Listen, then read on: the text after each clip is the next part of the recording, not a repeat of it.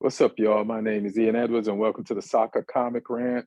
And it's a midweek episode, and we're going to talk about Todd Boehly. He is the Jake Paul of club owners in the Premier League. He's like, I don't care what you say about me as long as you're talking about me. That's his theme for Chelsea. As if it's like he don't know that Chelsea's already famous. He keeps giving people things to talk about Chelsea about. Like Chelsea used to do their talking off the pitch, but Todd's doing all the talking off it. He hired Frank Lampard. We got Neil Chakravarty, stand-up comedian and Chelsea fan here. So we got to hear thoughts on that. And there were some midweek games. We're going to talk about that. And any other major. And then hopefully we'll discuss the Lukaku getting 2 yellow cards for fighting against racist abuse. We'll get into that. And what up, Neil? How you feeling, man, with your brand new coach? Brand new, brand old. Brand old. We're on the roller coaster. Do you feel better the first time he was appointed or the second time that he was appointed? You know, funnily enough, I was against the appointment at the time it happened both times. Oh, yeah? Yeah, because the first time, I actually saw a lot of Derby the previous season not because I ever thought Lampard's going to be a manager, because I wanted to see Mount and Tomori a lot. So, and I like what what Lampard did. I like the style of play. Like the core principles, the way he set up the team, but you could see like it was so raw that I absolutely knew that he's gonna get like eaten up if he tries to do that in the Premier League. And I didn't want my club legend, his memory to be tarnished by a bad performance as a manager. But you did want it once. It's about to happen twice. The tarnishing. Like for me, it never happened because I think actually he did a pretty decent job with us. It took me like 2 games. I remember the second game was the Super Cup versus Liverpool, Klopp's Liverpool, and I think we were the better team. And then we lost on penalties after extra time. I think it was 2-2 after extra time, and we played amazingly and everything. Like we played like a big boy team against another big boy team. And I was like, all right, you know what? Okay. It probably there's a little bit of bias that you don't need a lot to get sold when it's Frank Lampard as a Chelsea fan. But I was like, yeah, I'm sold. All right, take me with you, take me. So I thought he did a pretty decent job. But again, this time, I feel like because I was very convinced that we're going to hire. I didn't even consider the fact that he might be going the interim route. I was very convinced that we're gonna get our next full-time manager. It's like we did when Lampard was sacked. We got Tuchel in very quickly because I was thinking, well, Luis Enrique is out of a job. Nagelsmann's out of a job. These are supposedly your top 2 candidates. And even if you go further down the list, like people like Pochettino, even they're out of their job. So it didn't even come to my mind that we might be going the interim route. So my gut instinct was to absolutely be like, "Whoa, man, this is absolutely bizarre. Why are we doing this?" But reading a little bit more, getting a little more of the context, the briefings from the club and stuff, seems like there's a little bit of method to the madness in that. Well, let me ask you this. Because you can't hire people who don't want the job right away. Exactly, yeah. Right? So, but here's the thing. It's weird that you have 3 candidates that don't want the job right away, but they're aware that they're in the running for this job. And you would think if somebody wanted the job, they'd be like, well, at least let me take it now. Because if I wait till the end of the season, one of the other 2 guys might take it and then I might not get it. Like, how come they don't want it bad enough? Like, I get it. You don't want to take it now because you want the break. And it's best to start at the beginning of the season when you have a preseason. But you might lose that job. So anybody of those candidates who takes this job, it seems like they don't want it bad enough to take it right now. And that's, is that worrying to you, or what is that to you? Well, it's a little bit worrying, but it's also the reality. Like, we are not the all-dominating Chelsea of a previous time, right? So we got to be humble enough to accept that, hey, we are not going to be in every manager's top 1 or 2. I don't think we are below top 5, but somebody like Enrique, for example, he might be also weighing it up against some other jobs that he has. Nagelsmann, he might be weighing it up against some other jobs that that might come up. So, for example, if his options are only between Tottenham and Chelsea, I'm for sure he's going to go Chelsea. But his options are between Chelsea and Real Madrid. There's a lot of talk that position might be free in the summer. So he might want to just wait and see what's out there. So it's two things, right? The managers, the potential managers not being convinced of Chelsea, or even the ownership not being convinced about any of these managers in the time that we've had. Like, they might be convinced, for the round of interviews and stuff. But I think they burned their hands with the whole Potter appointment, because they went for Potter like this, right?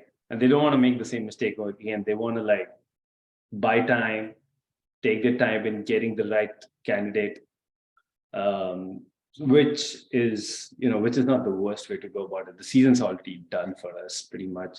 We have 9 meaningless games in the Premier League, and we have probably the toughest route to Champions League glory that you could potentially have. So if you won those 9 games, you could get in the top 4. I'm sure you're not that far off. No, we're very far off top 4. Maybe top 6 at a push. Let me see. Let's do some Premier League math. Let me try to find my tab with the Premier League. Yeah, we're 14 points behind number 4. And that's United, and they have a game in hand. So we're theoretically 17 points behind. So yeah, we're not getting that's far. Yeah, that's far. Yeah, top 6 maybe. You should try for the top 6, because you got so many players. You would want to have those extra games to use them in, and to see how, if give them some playing time and play in multiple tournaments, and it'll help you sort out your roster, who to keep and who not to. So yeah, you should try to definitely get in something. How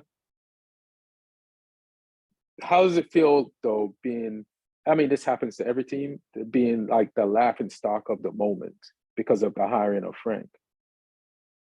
Were we any less of a laughing stock when Graham Potter was losing every game? So, the way we are, the only way is up. So yeah, but that joke would have gotten stale. But now you just added another room in the house for your enemies to come in and rob and mess up. Yeah, but I think there's a trade-off to that too, right? So I spoke about why I felt the basic logic was not right, correct? But so what? Initially, I was just not getting my heads around the interim thing. Right. But having said that, now if you have to go the interim route, my thing was why not just continue with this Bruno guy, who, although he's, if you just have to have a caretaker, why not give it to him? I think tactically he was pretty decent against Liverpool. We played Liverpool off the park, except we can't put the ball in the back of the net, right? But so I was why not just give it to him? But turns out, and really, so it turns out that he just doesn't want to do the job. Even if you listen to what he said after the game, I could tell.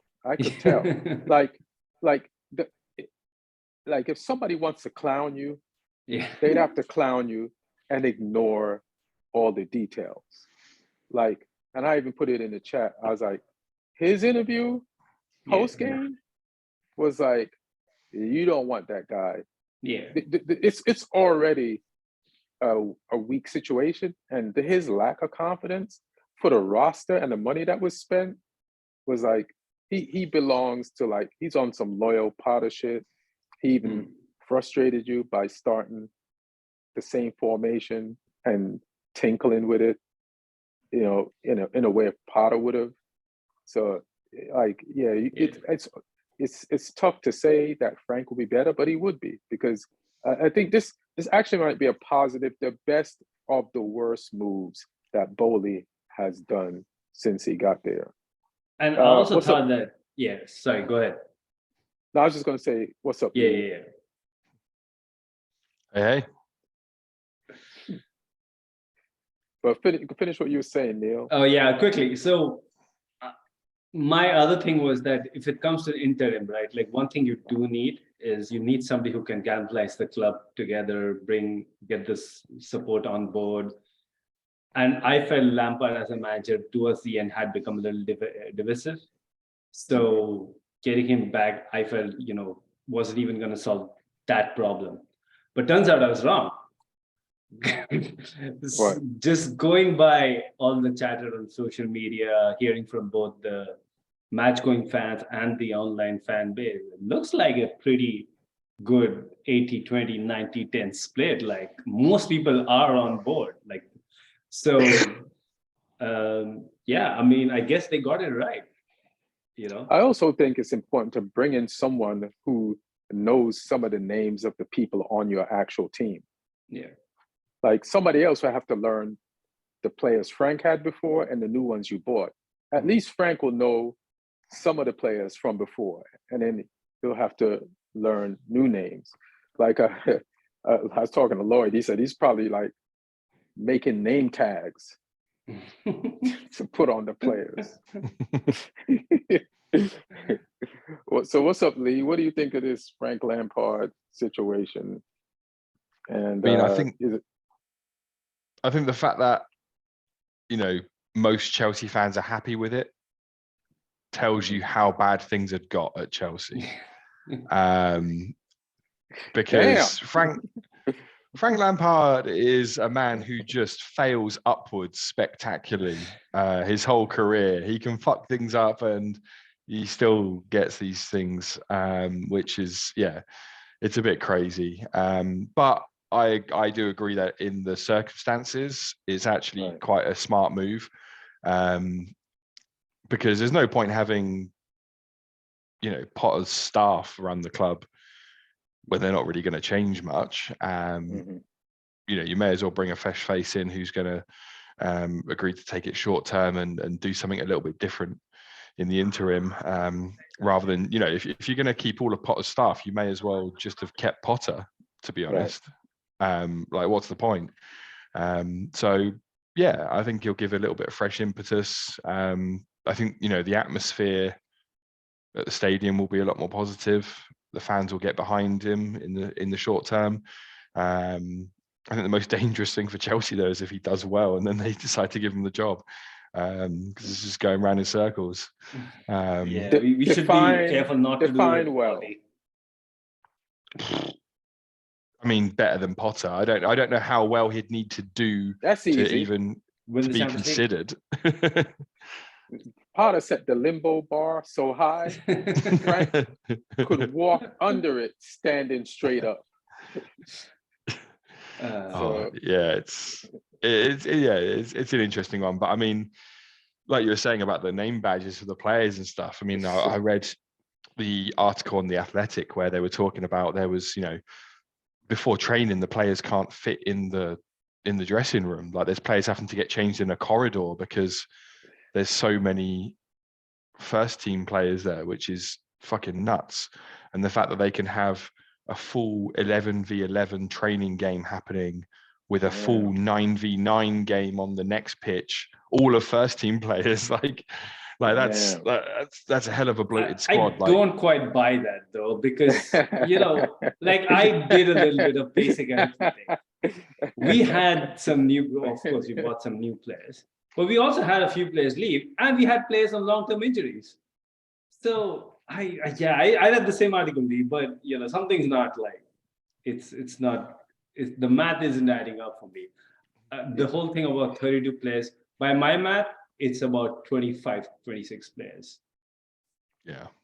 Because a lot of these, they're counting like people like, Gabriel Solina, who's our fourth goalkeeper, who's keeping every week for the reserves in the PL2.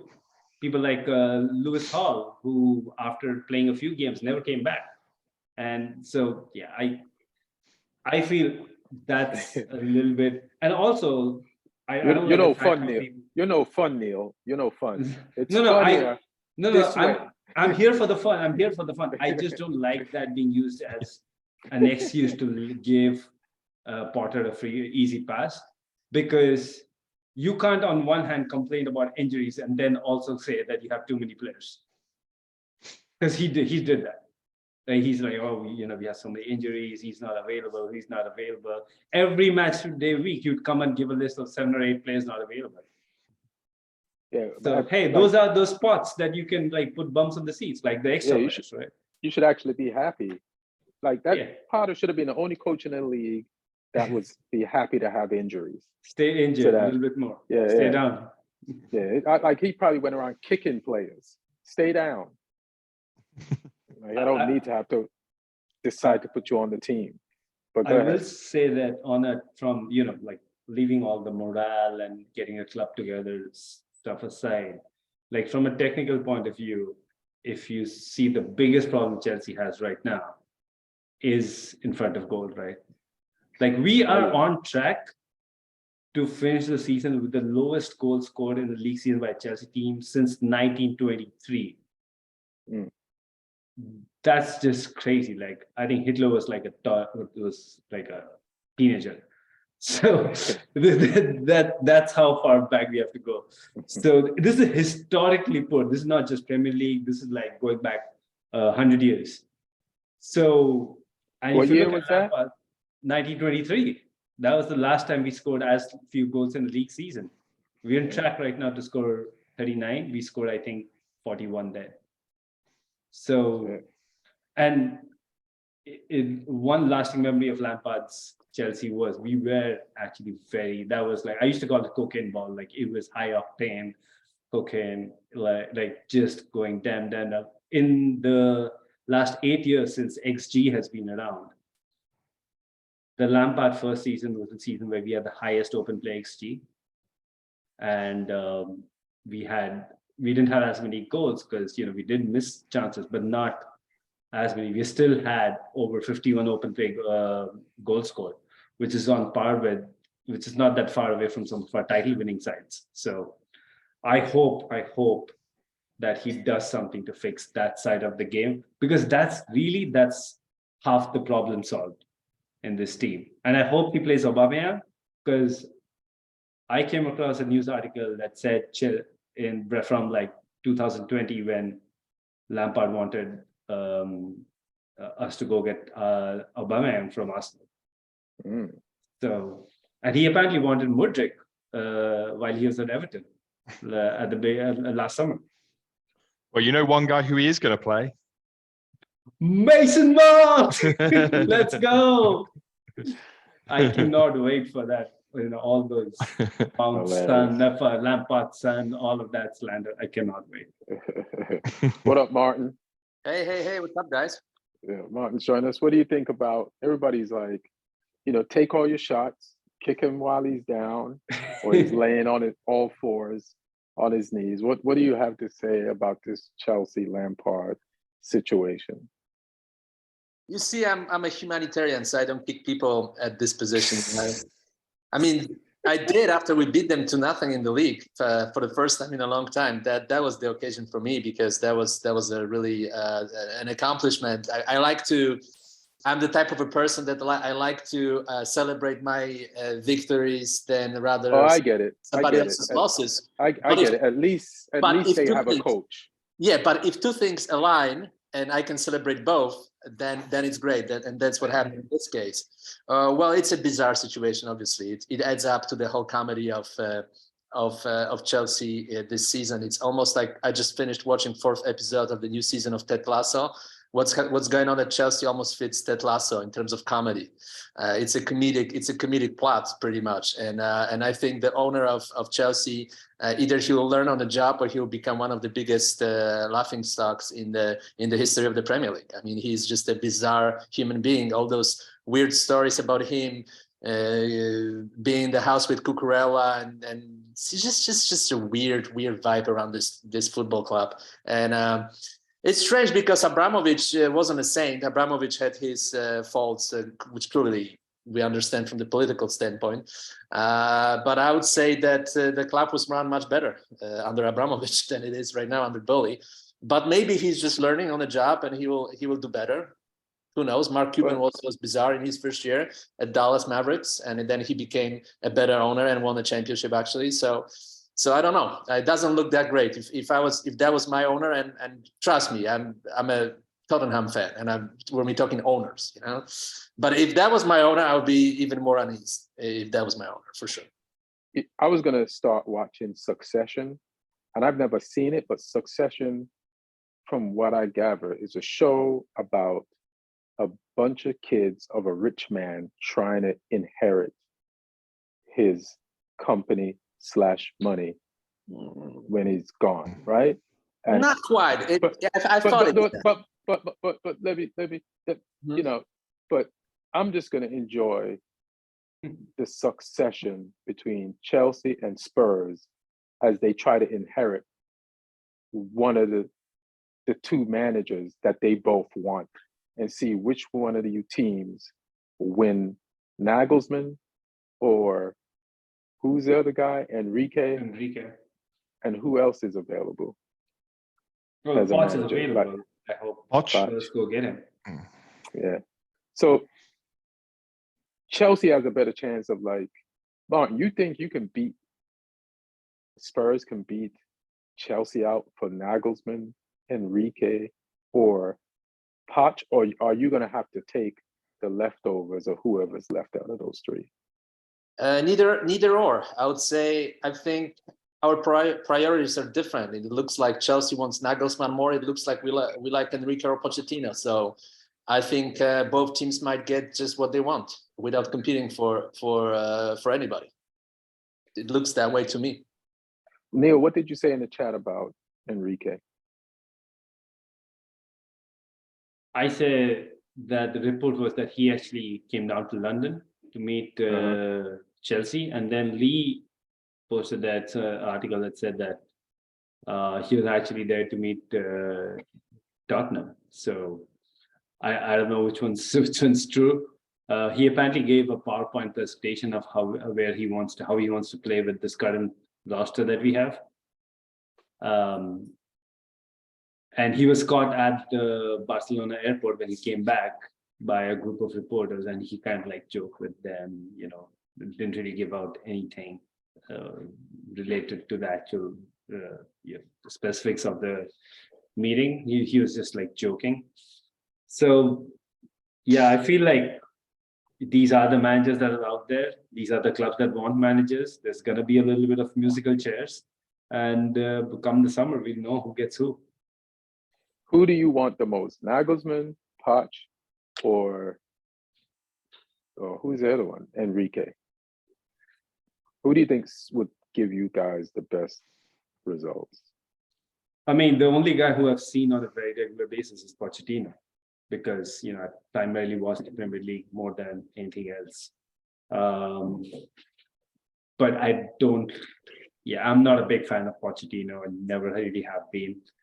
But among the other two, I think Luis Enrique would be my choice, because I feel he plays, for me, like when you're trying to like build up a team, I think recruitment is so critical. And then you've seen you got to go by historical data, right? You see the managers that are made big in the Premier League, Klopp, Guardiola, and now Arteta. Now, he's doing his thing, and Tuchel for a while before the injuries hit. All of them played a defined system, and that makes the recruitment easier, right? I think Nagelsmann, he like tinkers too much. From what I've seen, like every Like even within That's Chelsea, that's like Ranieri at Chelsea. Yeah, and that's what Ranieri number one, I think, at Chelsea. I want somebody who could win, right? So I feel having somebody like Luis Enrique who has a very clear But idea Ranieri, of how he wants to sorry play. for interrupting, but Ranieri would have won, and if they didn't hire Mourinho, he would have won with this team. I mean, he would have won. He would have won. Well, not on the basis of what he did against Monaco in the Champions League semi-final. That was just crazy. We were there. We had one foot in the final, and he went ahead and made some random substitutions. And no, I was at the game. I was at the game actually. I was at the stadium when they played Arsenal. That was unbeatable. Yeah, we beat Arsenal. Won the title in the Champions League quarterfinal game, and you won this in style. Like in style, you won that game in style. So, and I even interviewed Frank Lampard after that game. I remember, and Joe Cole. It was a great game. That was a really good upcoming Chelsea team, but everybody knew that Ranieri is gone because Abramovich needed this big signing, and he signed Mourinho. But I don't think Ranieri would have won less than Mourinho. Looking back, I mean, Mourinho was kind of overhyped a little bit, probably. No, I think Mourinho was, like, more than anything else in that entire structure, I think Mourinho was the thing that made us from, crossing the line. That was Jose Mourinho. And if Ranieri didn't win with Leicester later, I would have agreed with you. But we saw that he can win. He also got sacked, so that was a bookmaker's event. Yeah, he also got fired. He also got fired as Greece manager after losing to the Faroe Islands. Yeah, and also he was in France, and when Lyon went on that run, was it Lyon, where they won like 8 in a row? He was the manager to not win and stop that 8 title in a row streak. There's a French team, I forgot, like in the early 2000s that like won like 8 in a row. Lyon, Olympique Lyon, yeah, Olympique Lyon, yeah. And Ranieri was like, I was like, back then I was like, Ranieri's going to get his first title. Nope, and Lyon hasn't won since. And it was on his watch that run ended. So what did you guys think of West Ham Newcastle yesterday? West Ham, I know Lee's happy. I mean, it hurt me though, knowing that how bad that West Ham team are, and we lost to them the game before that. And it annoyed me because they were giving goals to Newcastle. Like Newcastle were okay, Newcastle did well, but West Ham were fucking giving them goals. Like some of that was embarrassing. Like, I mean, Moyes should have been fired immediately after that game. He shouldn't have even been able to get to the interviews post game.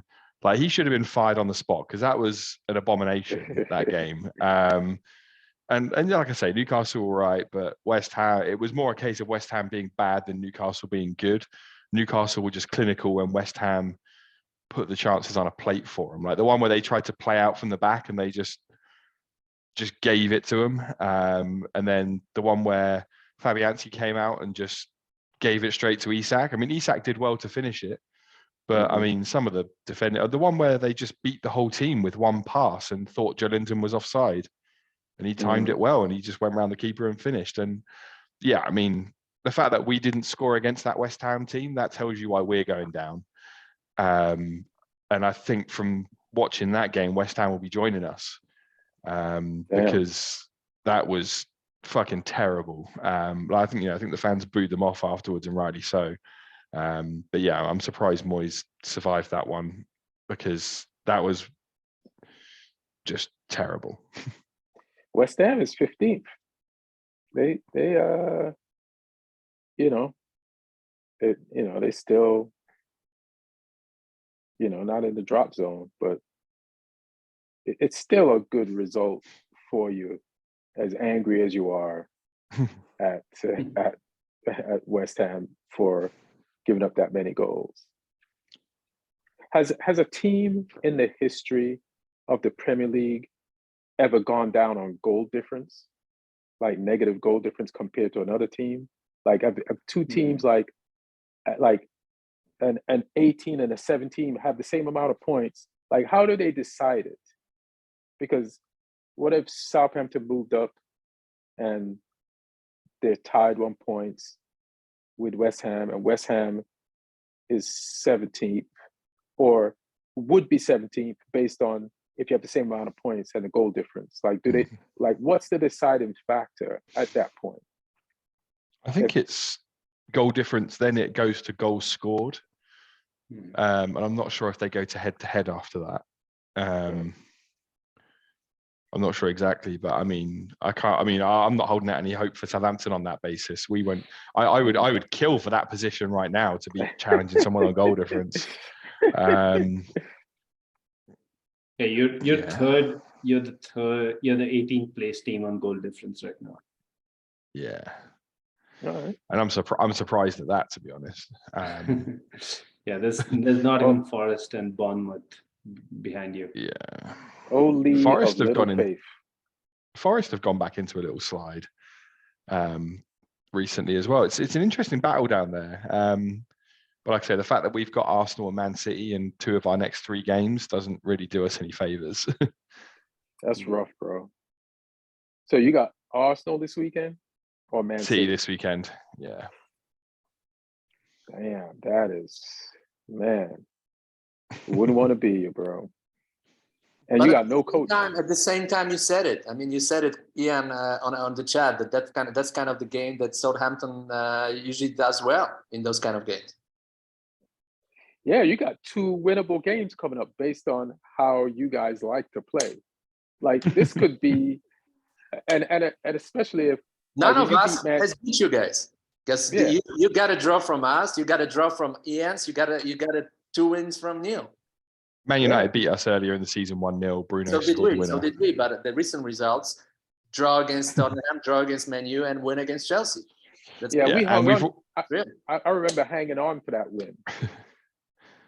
Yeah, we played okay in that game, but I mean, we've already beaten City once this season at home in the League Cup.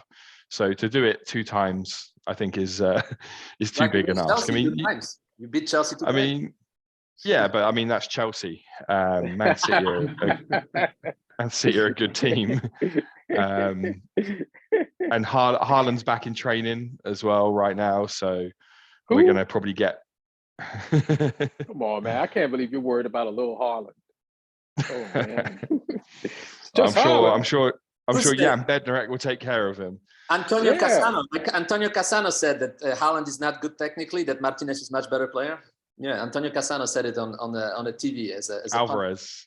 Yeah, that Alvarez is much better than Haaland. Oh well, I mean Alvarez might play too, so who knows? I think we're fucked either way. So I'm gonna speak a little bit on the Manchester Brentford game that was played yesterday, Wednesday, and we got lucky in the sense that Brentford, for some reason, didn't press us. And if you watch any United game, like first of all, we have no Casemiro, we have no Eriksen, who used to help us build the ball out of the back. And Brentford, who pressed us in the first or second game of the season and beat us, didn't do it this time, even though we didn't have those 2 key pieces. And I feel maybe knowing that we're home and that the fans would get us up, Brentford was trying to either they played 5 at the back, so maybe they wanted to be defensive and then see if they could get lucky and score on us if we make a mistake. But I feel like that whole attitude towards the game was the mistake for them that put us in a position to win the game. Like McTominay hasn't played good under pressure when we're trying to build the ball out the back, and you gave him a free pass to play in his Scotland form for United by not pressing us. So I think it was a bad. We took advantage of a bad call by Brentford's coaching staff, and we won that game yesterday. But I'll take the win, and that win will build us more confidence. That's another game out of the way without Casemiro. So, it's good to get wins without him. Our win percentage without him is not great. So it was good to have a positive percentage points added without Casemiro. Rashford scored again, dope goal. He not only scored, but he ran back and helped out defensively. We didn't start Weghorst. It was Sancho, and who was in front of Sancho? Was he the tip of the spear?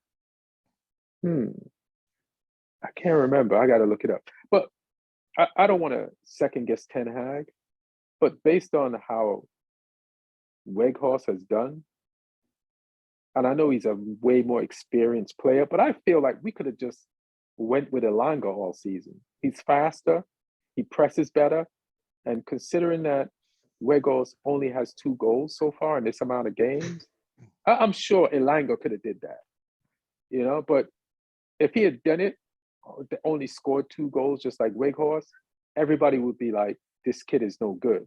But now that we have this Weghorst example of somebody we brought in because he's supposed to be better than Elanga, I know now everybody, like, hindsight is very valuable in this moment. I could be like, shit, Elanga could have did that.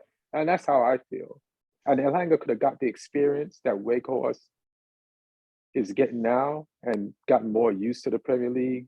And I feel like he would have scored more and just helped out more. He's just faster, a better presser. And I know Weghorst is decent at holding up the ball, but he's slow.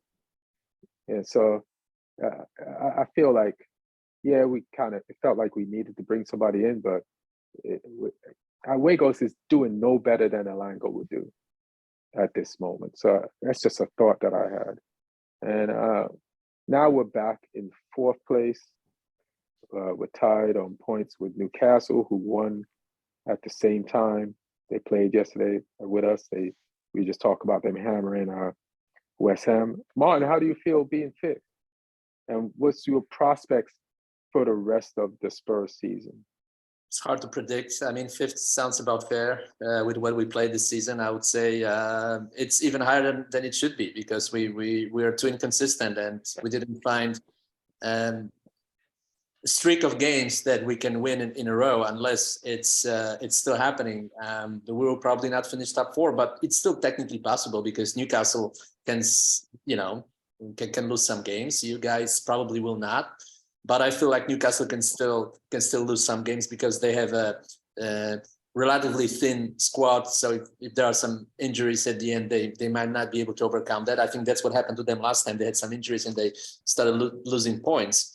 But it's not looking promising. We're conceding too many late goals lately, and that costs us points. So that was against Southampton and against Everton, and it shows a lack of discipline. And obviously, we're kind of in a disarray. And I have my least favorite Tottenham player of all time on this roster in Richarlison. So I just hope I hope he's not going to play anymore for us.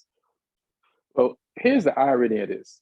When you got Richarlison, you thought you'd won the transfer window for the summer. So now, for you to be like, he's your worst player, I'm loving that. I'm sure Neil can be on board with me with some other names. But pretty much that's No, I always complain. Huh? No, I always complain after the transfer window. I mean, it helps though when you have a cheat like Harry Kane in your team, though. So. Oh, stop it!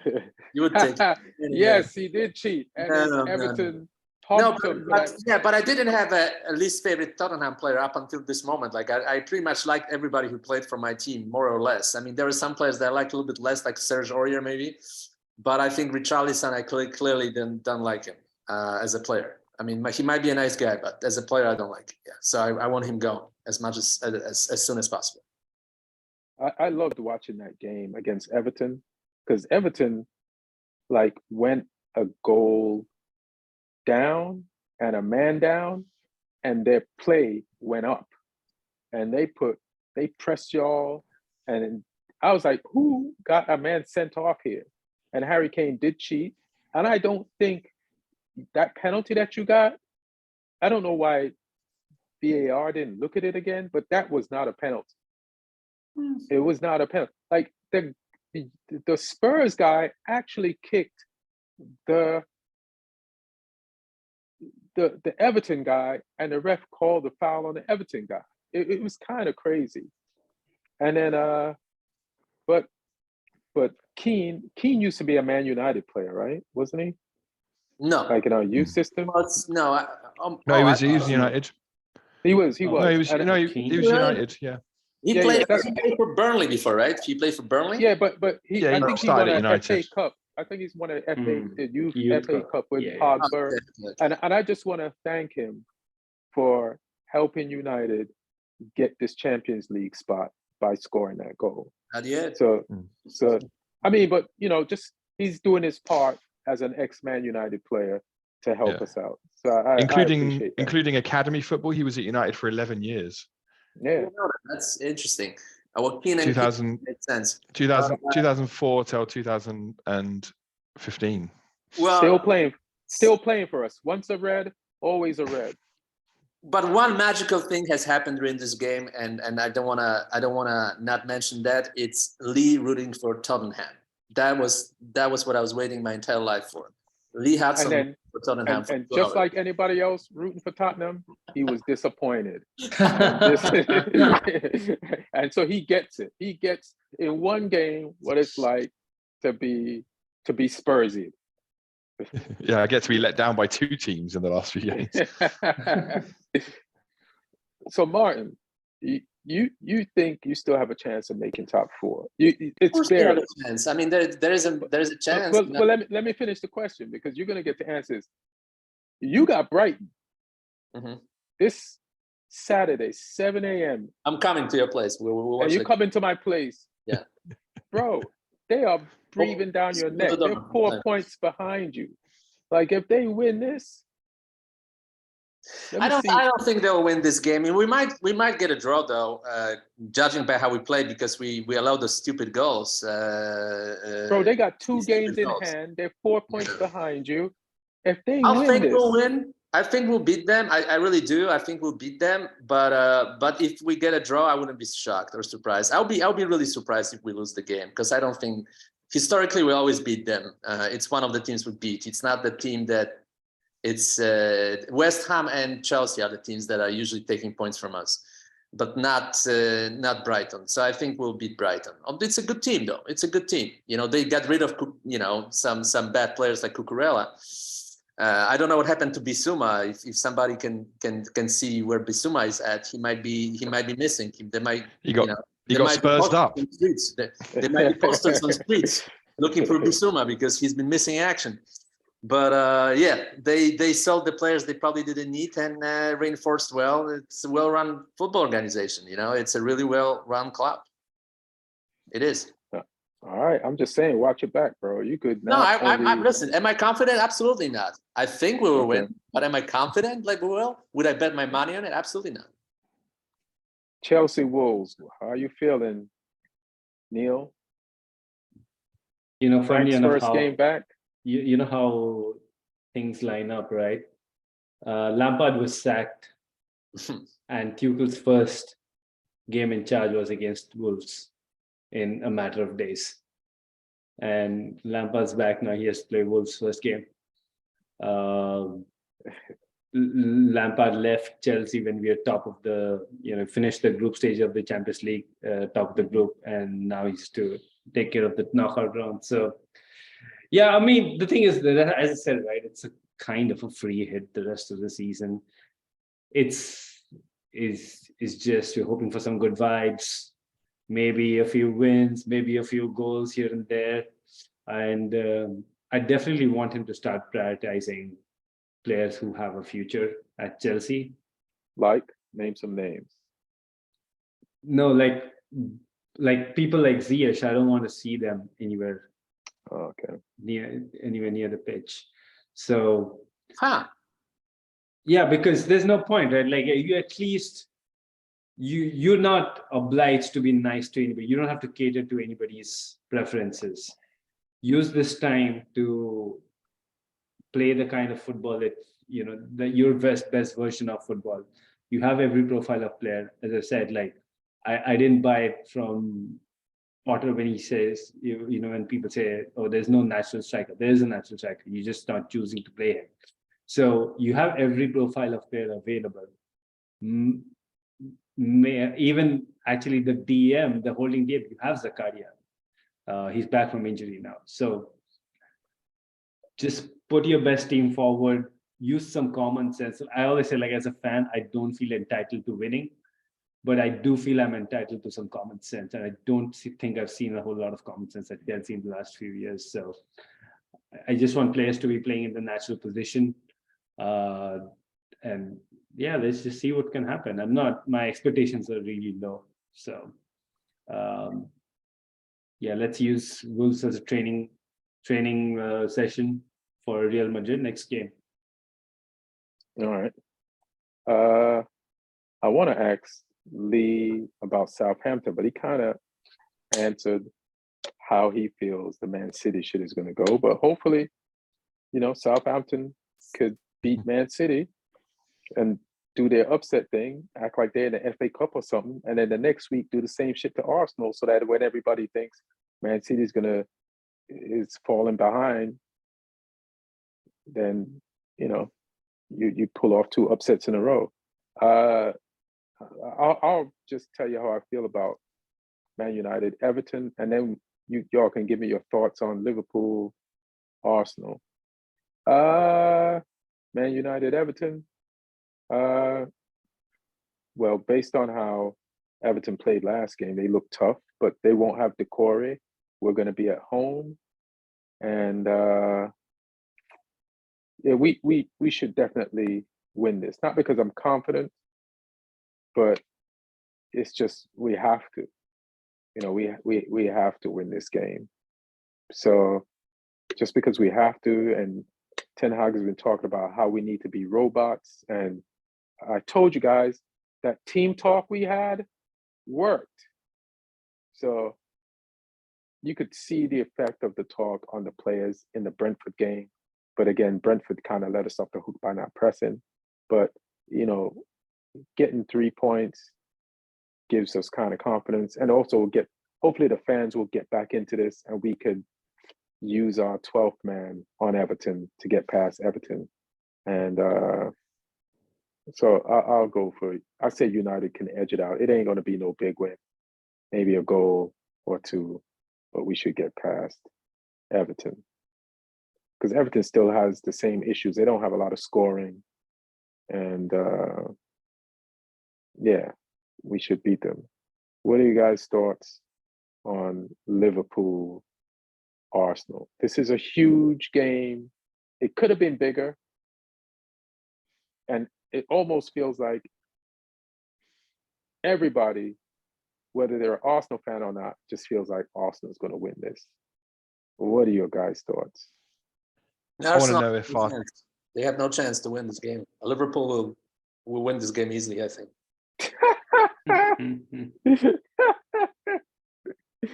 Martin is trying to Spursy Liverpool.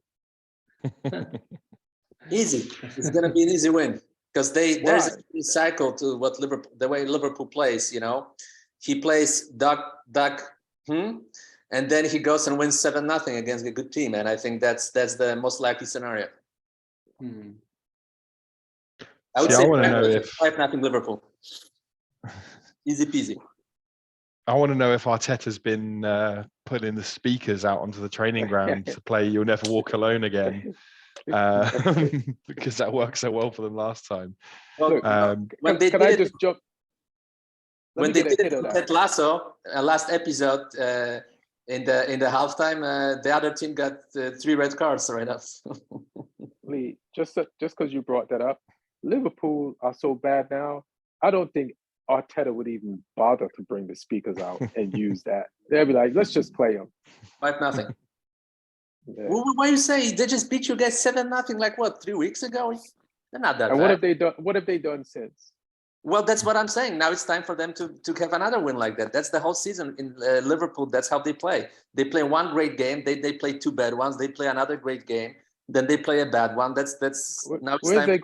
Where's their great games at? I don't know what great games you're talking about. They play great game against you guys. Then they play 2 bad ones. Now it's the time for a great game against Arsenal. It's a weird team. But where's the pattern? Like you said, you just mentioned one thing, No, with no great before game. they beat someone before that, like City, I think they beat someone, or us, they beat. You should look back down the table, and Okay, I don't think there's anything there to support this theory that you got, bro. Okay, let me check. I mean, While I you think check, go ahead, Lee. for me, the reason why I think Arsenal will win is Liverpool's biggest weakness at the moment is the fullback areas, and Arsenal are just so strong in the wings. Saka is in the form of his life right now, and I mean he'll pin Robertson back. He won't let him attack. He'll give him something to do the whole game, and then whoever they play on the left, whether it's Martinelli or Trossard, because Jesus is back now in the middle, so it'll be Martinelli or Trossard on the left, and both of those guys are, their movement's good. They like to cut inside. They can go outside as well. So if they play Trent, he's going to have his hands full as well. And, it's just an area of the pitch where Arsenal are really strong. Okay. I found it. And also the Liverpool midfield is weak at the moment as well. And if Arsenal have, a full strength midfield, if they got their experience in there, then I think, the likes of Xhaka, Partey, if he plays, Jorginho, who if he plays, they're just going to be too strong for them, I think. Okay, so here is last 2 months for Liverpool. So they start February, they lost away at Wolverhampton 3-0. The next game, they beat Everton 2-0 at home. Then they beat Newcastle 2-0 away. So 2 very good games. Then they lose 2-5 to Real Madrid. Bad game. Then they draw against Crystal Palace 0-0. Bad game. Then they beat Wolverhampton 2-0. They beat Man U 7-0. 2 great games. Now, then they lose to Bournemouth 1-0. Bad game. They lose to Real Madrid. And they lose to Man City 4-1. So, it's time for a good game. It's time for a good game, except they're playing Arsenal. You know when it's time for a good game for Arsenal? Every week. 5-0. You want me to read Arsenal's pattern to you? Let's go pattern for pattern. Let's go pattern for pattern. So Arsenal. I got it, Ian. You're covering. Go ahead. Thank you. Yeah. Go ahead. Yeah, Arsenal's beaten. Who did they beat? Last game was where? Yeah, okay. Leeds 4-1. Crystal Palace 4-1. Fulham 3-0. Bournemouth 3-2. Everton 4-0. Leicester 1-0. Aston Villa 4-2.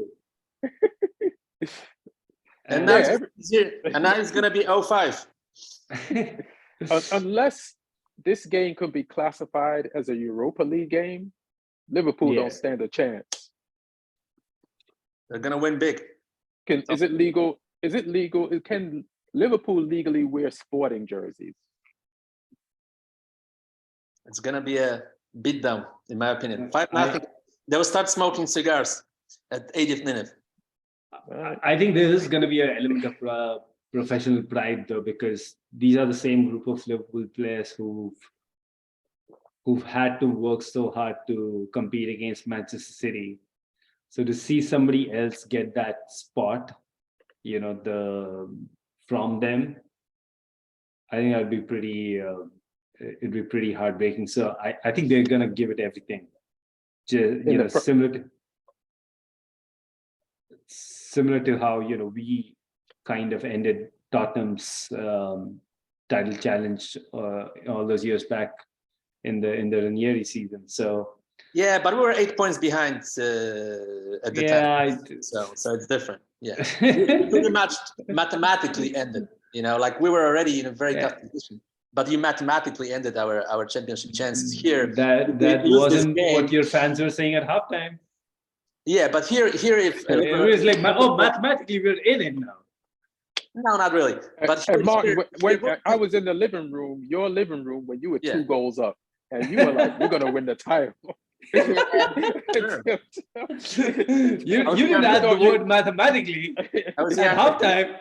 Yeah, there was no math until the 2 of Chelsea got in there. I was younger and dumber, but no. But I mean, if Arsenal loses, it doesn't change really much. They will still have an advantage over City. It changes a little bit, but not. They can afford. No, that. I think it changes because then that means basically it's all in City's hands now. They just No, need to beat Arsenal and win the rest they of have the games. advantage. They have a cushion. They have a 3-point cushion. They have. Oh, they have a. Okay, so they have a. They have a They cushion. have a cushion. 8-point cushion. They have a cushion, Alright. but I feel like the pressure of feeling City that close, like right now, City's not affecting them. But what will anything change?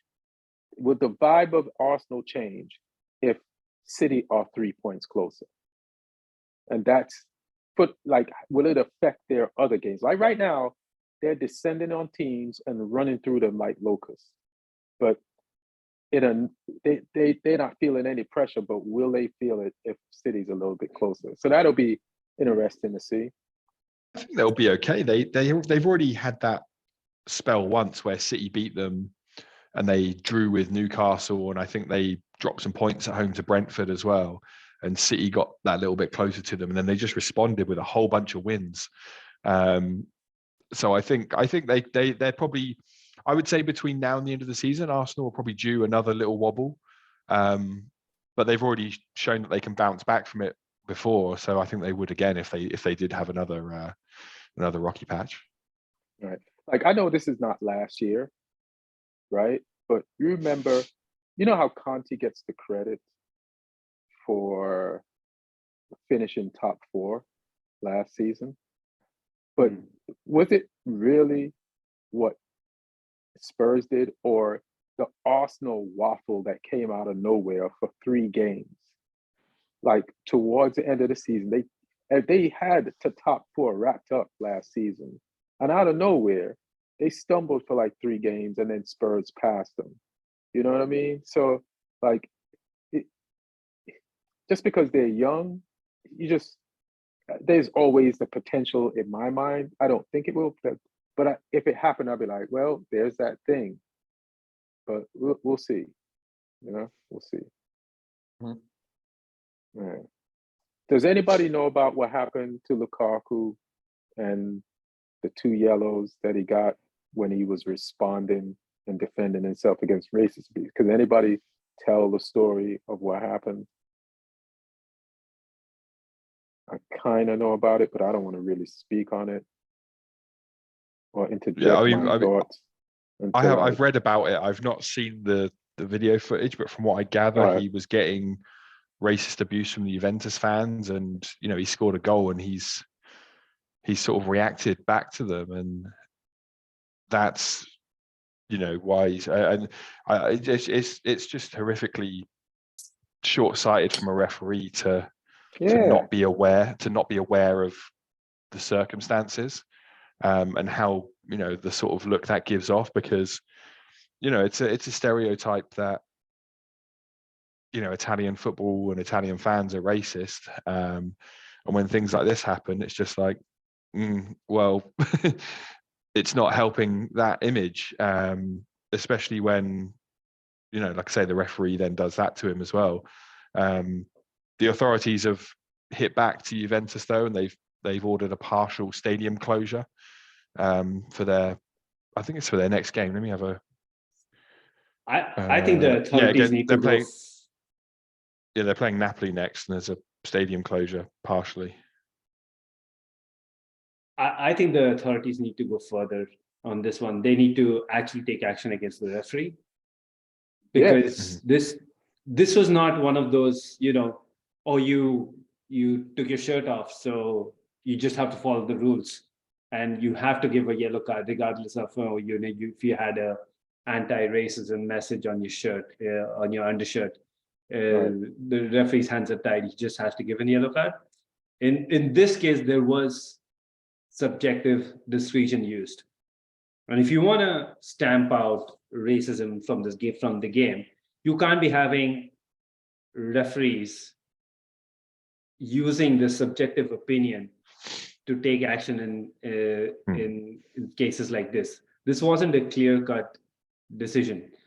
So I feel if you're really serious as an organization, the Italian FA, if you're really serious about getting rid of this, just as the way you're serious about having fans not help racism, you should also be serious about not having referees at braces, because that's what that referee did.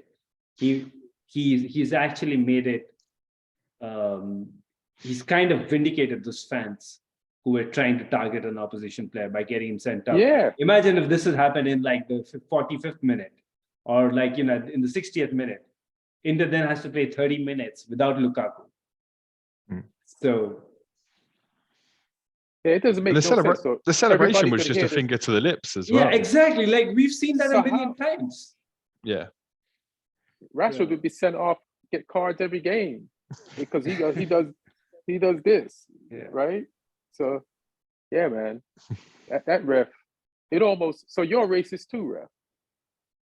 Yeah. Because how did he not hear what everybody else heard? Mm. Yeah, it's not a good look for that ref at all. I just want to say one more thing. Also, I want to say that Go ahead. Lukaku must really love Inter more than he loves his own family. Like to stay in the Italian league despite all of this, because this hasn't happened for Everton for the first time. That's just, I can't believe, like, playing for a club, because you remember when it happened in 2019, I think it was the Cagliari fans who they were chanting racist chants against him, right? And then the Inter ultras, when Lukaku obviously took objection to it and made sure everybody heard him objecting to it after the game, the Inter ultras came out with a letter pretty much justifying what the Cagliari fans did, like saying, oh, you know what, in this country, that's not racism because Italy does not have racism. So Italian fans, it's just in our nature to use anything and everything we can to get at an opposition player. And it doesn't come from a place of racism. And so they haven't said anything after this one. So I mean, just to see what they say. That's racism and gaslighting. Yeah, exactly. Yeah, they're so racist they don't even realize that they're racist. Right. And why is Lukaku fighting to get back to these people? Yeah. Let's say that villa by Lake Como must be really nice. Yeah. Yeah. Is that the same lake that Clooney? Same lake. Yeah. Same lake? Yeah. Could be the same house, who knows? It's so funny because remember Hagler? I don't know if this correlates. He was a boxer. Yeah. But he moved to Italy for like a better life. So it's like, is this the Italy that he moved to? And he lived there for a long ass time and made movies and shit like that. But yeah. A lot of people move to Italy, especially Tuscany, right? Mm-hmm. It's a beautiful and relaxing place to live. A lot of people move to southern Spain. A lot of people move to France. It's nice. It's nice. There are some places to visit, Yeah, I'll take it back. There's racism everywhere. So it's like, what am I talking about? It's not like there's no racism in America. Yeah, exactly. Yeah. But I just don't understand Lukaku personally, like trying to get on the good graces of these ultras who would say some shit like that. Like just you're at Chelsea and you're trying to like appease these people. It's like it's almost it doesn't make sense. We were even okay with him not scoring, like the job he was bought for. We just wanted him to not slander the club or like talk about his ex-girlfriend. Hilarious. Does anybody else have any last thing to say? I just want to say, Moa, what happened to Barca? Real Madrid went to your stadium, you had the cup in hand, and knocked you the fuck out. They scored 4 goals on you. Like, you're above them in the table. You beat them in that other fake tournament in the Middle East. And then you're 1 game up on them in this Copa. It's a Copa del Rey, was this? Yeah. And this is actually the Copa that matters, right? Because you're playing it in your own country. Yeah. I watched the game as well. I mean, wow, to happen in the new camp. I mean, this was just your typical Benzema inspired classic Real Madrid Cup comeback. Because, you know, Barca won 1-0 at the Bernabeu, and everyone's like, okay, well, that's them through to the final then. And then Real Madrid show up, and Vinny Jr. was on form as well. He was causing havoc, and they just hit him on the counter attack a bunch. Like they were creating like 3v3s, 3v2s, and you know, you give Benzema chances, he's going to be clinical. You know, he took a couple of those chances just really coolly, just slotted them away. He scored a penalty after Vinicius Jr. was brought down by Kessie, which was a definite penalty. And he got the hat trick, and he had another potential one where Vinicius Jr. poked the ball past to Stegen, and a defender sort of semi-cleared it, and I think the ball was over the line. They gave it to Vinny Jr. And Benzema was there to make sure it went in. Yeah. But Benzema definitely got the hat trick at least, with 2 good finishes and a penalty as well. So yeah, just classic Real Madrid. Modric was on fire as well. Modric was doing Modric things. Hilarious. Just running around, just, you know, spraying passes about and making things happen. So yeah, just a classic Real Madrid comeback. So you know, whoever's got them in the Champions League should be worried. Yeah, hilarious. Who's that? Oh man, I like these shots that we're throwing at each other. I love it. But Hey! By the way, Lampard versus Carlo Ancelotti played once, 1-1. Well, what was the name of the Chelsea's manager that was happy about Champions League chances, winning Champions League? Oh, he's not there anymore. My bad. Well, which one? Like, you know, 2 managers. He made a comment on the press conference that they're gonna win a Champions League. Well, if Chelsea wins Champions League, Potter's like, I was right. I just wasn't the coach. So I was right. Well, now if they don't win it, we would have won if I was still there. Yeah, but, so he wins. I think. Yeah. So that's a win-win situation for him. I agree. Yeah, he doesn't lose. Yeah, it's funny about Barcelona. There's this rumor that Messi might come back to Barcelona, but at the same time, he has a 400 million a year offer from Saudi Arabia. So I don't know. But if he goes back, I heard they turned it down. That's just crazy. But if he goes to Barcelona, I'm all for it. And they actually need it, because Lewandowski is the type of a player that he can only finish, and kind of in La Liga, that doesn't quite work 100% of the time. So if he has a Messi next to him, I think Barcelona will be much better. Just going back to what you said about Benzema, Lee, like, you know, you have to watch Benzema. He will take advantage of any weakness that you show him. Ask Valbuena, and he'll tell you. And that's all I have to say. And that's like a little blackmailing jab. Off the field, blackmailing jab. Well, anybody else got anything they want to throw in there? Oh. Anything they want to plug? Shows, movies you might be in, TV shows, like Miss Maisel. Soon, Miss Maisel, yeah, Miss Maisel is coming up next week, and I will be in one of the episodes. I'm gonna tell you guys when exactly. There will be one more show. I mean, in a 2 So you're gonna tell us which one not to watch, basically. Which one not to watch exactly? But I'm gonna tell it afterwards, after it airs, so you guys. Nah, tell me before, bro. I want to slip up and watch it. Come on now. I know.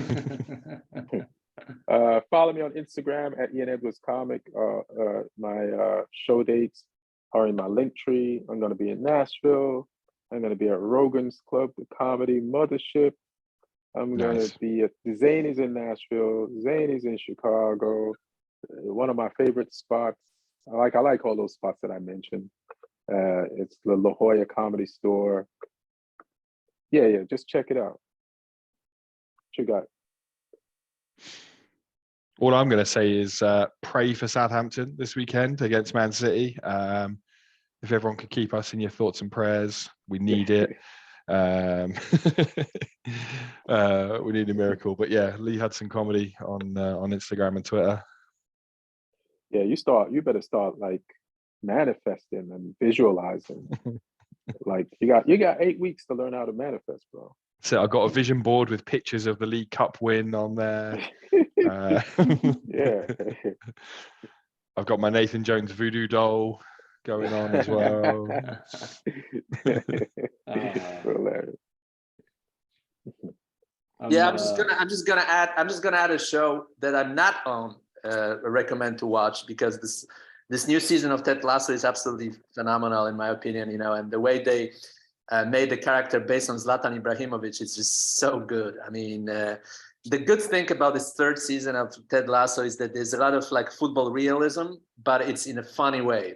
It's real but funny, so it's not really very real, but it's really enough to make me laugh as someone who knows some of the stuff around football, you know, especially Zlatan's character and some of those dynamics. It's whoever came up with that idea and that casting, it's did a fantastic job. Well, we know it wasn't us. It wasn't They us. didn't hire us. It wasn't They us. didn't hire us. What you got, Neil? Yeah, follow me Twitter, Instagram @Sawyer'sLawyer, and this is probably going to be one of the last episodes where I'm have reliable Wi-Fi. Oh, hilarious. How are you going to the country of tech support to not have reliable Wi-Fi? We only fix your Wi-Fi. Oh, okay. Now I get it. I don't know. I've heard it's pretty good. My dad did work from home for a year or so. So all right. Yeah, I feel it's gonna be all right. When you leaving? Next Thursday. So yeah, I'm not gonna be doing the next Thursday. Oh shit! You know I'm going to Costa Rica next Thursday for like a week. Ah. For a wedding. I wonder who that is. Yeah. Yeah, for a wedding. It ain't mine. Yeah. Yeah, so I don't know what the time difference is, but we'll figure it out. Well, everybody, thanks for listening. We love you. Hope your teams do well, unless they playing against ours. And keep liking and subscribing. All right. 1.